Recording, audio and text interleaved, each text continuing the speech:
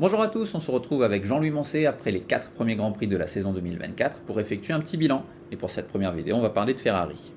Alors Jean-Louis, ce qu'on voit dans les datas depuis les essais hivernaux, c'est une Ferrari beaucoup plus facile à conduire et à régler, beaucoup moins sensible au vent. En conséquence, la dégradation des pneus en conditions course est bien moins élevée. On l'a encore vu au Grand Prix du Japon avec la stratégie à un arrêt de Leclerc qui réalise ses meilleurs temps en fin de relais. De gros progrès dans les virages moyens et aussi dans les virages rapides qui étaient leur point faible l'année dernière, même si dans ce domaine, ils restent en dessous de Red Bull. Alors Jean-Louis, est-ce que vous partagez ce sentiment que Ferrari est la meilleure surprise de ce début de saison? Totalement, totalement. Et je vais ajouter à tout ce que vous avez dit quelque chose qui me paraît important, c'est la méthode Vasseur. En réalité, il n'a pas fracassé, hein, on ne peut pas dire que, hein, mais c'est quelqu'un qui avance toujours point par point, un ingénieur calme, pondéré, capable de remettre les gens en place, mais c'est sa méthode. On est loin de la méthode de Ferrari de ces dernières années où on apportait des tas de modifications, on les essayait aux essais libres du vendredi matin, ça ne marchait pas, hop, on les jetait. Non, on avance pas à pas, et c'est ça qui me paraît le plus important. Dans les progrès, effectivement, moi, ce que je vois, c'est les virages rapides.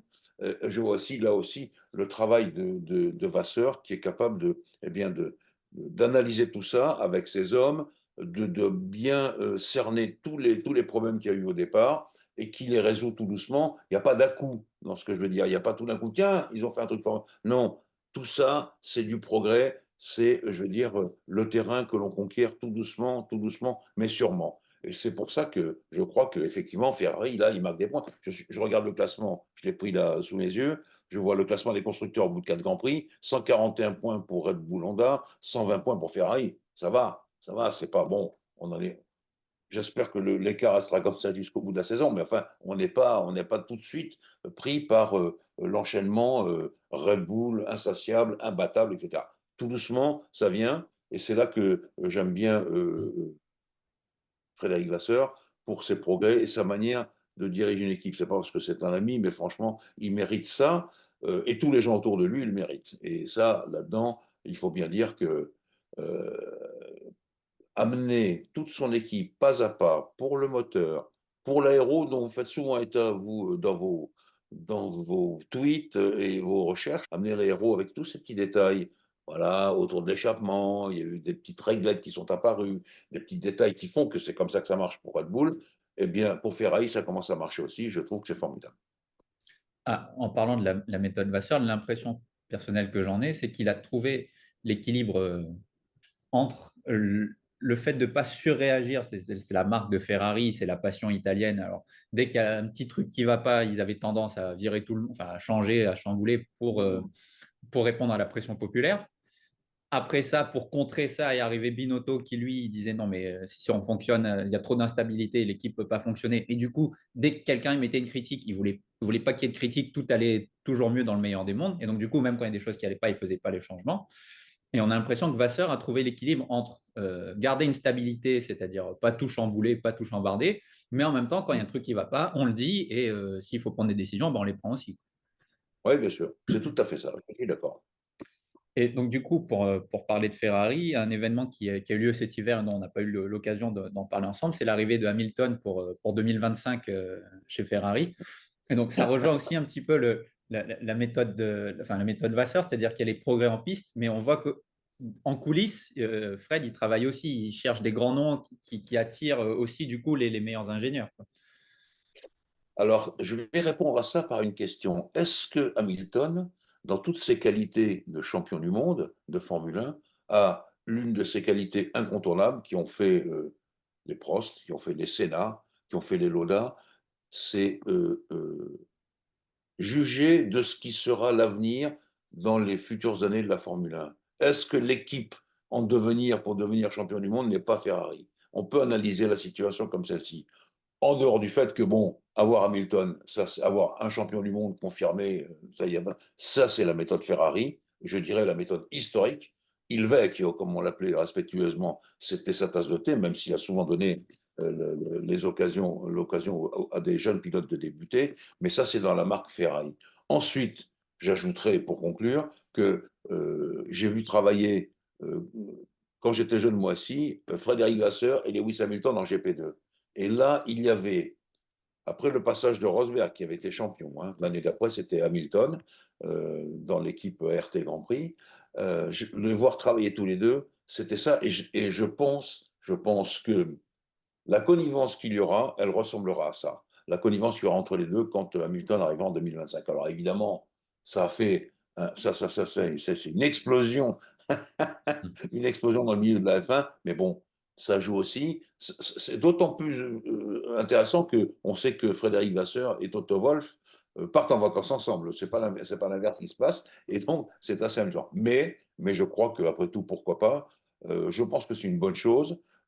Et puis on verra. Et le deuxième aspect, mais je pense que vous vouliez en parler, c'est Sainz. Ça a quand même transcender Carlos Sainz, qui a bien compris qu'il n'avait pas de contrat, hein, pour 2025. Et là, il nous livre des courses, Carlos. D'ailleurs, ça va peut-être lui nuire parce que les gens vont dire, mais il aurait dû conduire comme ça tout le temps. Là, tout d'un coup, il se met à comprendre qu'il faut vraiment passer l'étape au-dessus, et je pense qu'il le fait. Il le fait véritablement bien. Et je crois qu'il fait partie maintenant des éléments importants de cette équipe pour pouvoir gagner des courses. Ce qui me fait dire qu'il y a un petit coup de mou du côté de mon ami Charles Leclerc. En ce moment, il est, bon, je sais que Charles, il aime des voitures réglées à la perfection.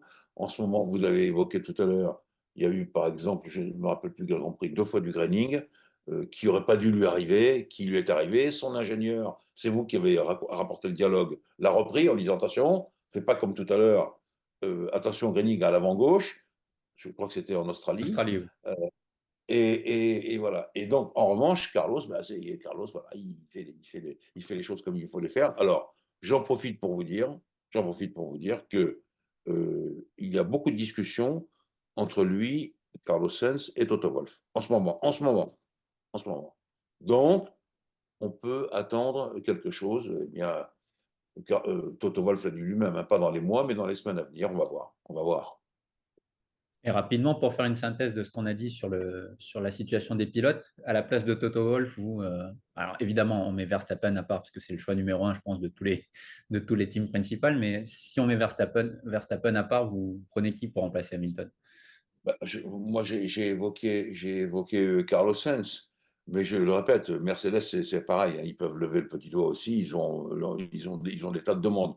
Mais Carlos Sainz vient de prouver tout d'un coup qu'on peut compter avec lui. Mais il faut qu'il soit toujours comme ça. Il ne faut pas qu'il reverse dans le confort qui a été le sien l'an dernier, par exemple. Là, il vient de nous démontrer coup sur coup, entre la fin de la saison passée et le début de cette saison 2024, qu'il pouvait vraiment accrocher. Mais il faut vraiment qu'il soit tout le temps comme ça. Ça, c'est ce que je vous ai dit tout à l'heure. Ça, c'est un truc qui peut être interprété de deux façons différentes. Ah, Saucens, il est formidable. Ou ah, comment ça se fait qu'il ne conduit pas toujours comme ça? Et oui, c'est comme ça que ça se passe. Donc, dans les têtes des team managers. Mais lui, après tout, c'est un vrai bon volant. Un vrai bon volant. Il peut faire le pas. Sinon, moi, je vous pose la question, vous prendriez qui, vous? Ben oui, Sainz, alors sur une shortlist de 3 ou 4 pilotes, il y aurait forcément Sainz, je pense qu'on ne Oui, peut pas l'ignorer. Et puis, oui. j'ai quand même l'impression que Wolf tient beaucoup à son Kimi Antonelli, mais est-il Mais suffisamment ça, oui. mature pour arriver en Alors, F1? Alors, j'arrive à ça, c'est un pari sur l'avenir. Mais attention, Toto, il a fait un pari sur l'avenir avec Georges Russell, déjà, attention à ça, hein. On ne peut pas faire que d'entretenir des jeunes pilotes tout le temps, hein. Le Kimi Antonelli en question, moi, pourquoi pas? Peut-être que c'est l'étoffe des Piastri, des Norris, des gens comme ça, pourquoi pas? Mais bon, il faut savoir aussi qu'il décide quasiment tout seul, mais il y a quand même au-dessus, je répète, le board de Mercedes qui, de temps en temps, peut lui dire quelque chose. Le board de Mercedes, il ne s'exprime pas en F1. Ce n'est pas son rôle. Il le sait très bien. Il y a une personne qui s'occupe de la F1, c'est Toto Wolff. C'est lui qui va décider. Mais de temps en temps, quand même, les propriétaires, car ce sont les propriétaires, ont un droit de regard sur l'avenir. Moi, pour l'instant, je vois. Alors, bon, on dit Verstappen, bon, ok. Carlos Sainz, je ne vois pas les autres options à part ce jeune.